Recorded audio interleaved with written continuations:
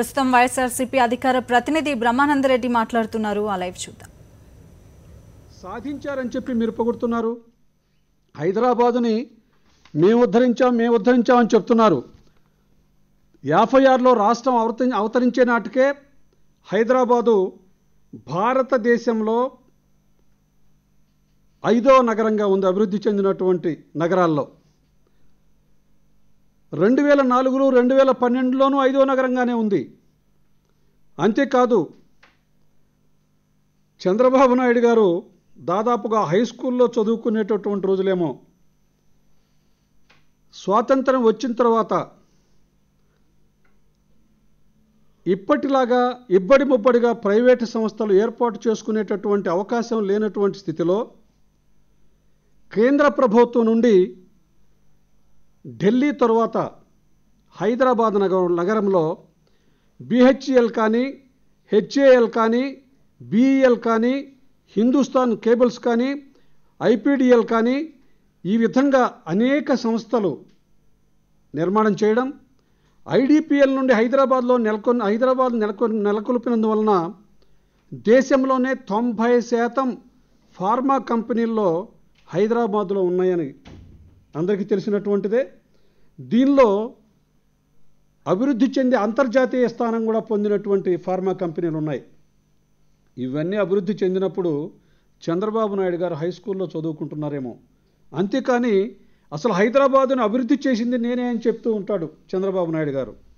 అలాంటి చంద్రబాబు నాయుడు గారిని మీరు పనిగట్టుకొని విపరీతమైనటువంటి పొగడ్తలతో ముంచివేశారు. నేను ఒక్కటే అడుగుతున్నా వెంకయ్యనాయుడు గారు, మీరు పొగిడినటువంటి పొగడ్తలు వ్యక్తిగతంగా మీకు చంద్రబాబు నాయుడు గారికి ఉన్నటువంటి అనుబంధమా ఏంటి? మీ ఇద్దరికి ఉన్నటువంటి అనుబంధం.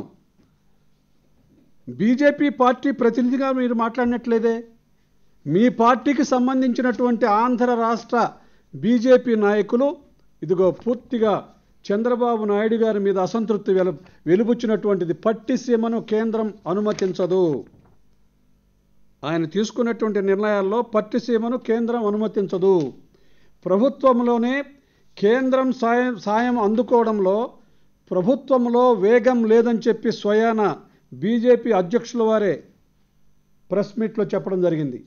అంతేకాకుండా రైతుల నుండి దౌర్జన్యంగా రాజధాని నిర్మాణానికి భూములు లాక్కుంటే ఒప్పుకోం, సహించం అనేటటువంటి విధంగా మీ రాష్ట్ర బీజేపీ నాయకులే ప్రెస్ మీట్ పెట్టి మాట్లాడడం జరిగింది.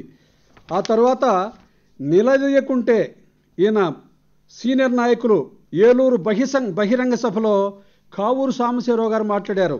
కేంద్రాన్ని నిలదీయకుంటే ఈ రాష్ట్రం అభివృద్ధి చెందేటటువంటి దానికి అవకాశం ఎక్కడ ఉంటుంది? కాబట్టి ఈ ప్రభుత్వం పనిచేయడం లేదని చెప్పి కావూరు సాంబశివరావు గారు విమర్శ చేశారు.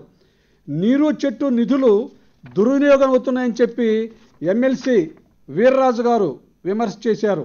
అదేవిధంగా రాష్ట్రంలో జరుగుతున్నటువంటి ప్రభుత్వం విపరీతమైనటువంటి నిరంకుశత్వంతో జరుగుతుంది తప్ప ప్రజాస్వామ్యబద్ధంగా జరగడం లేదని చెప్పి మరి రాష్ట్ర ప్రభుత్వాన్ని నిలదీసినటువంటి అంతా నిరంకుశత్వమే రాష్ట్ర బీజేపీ.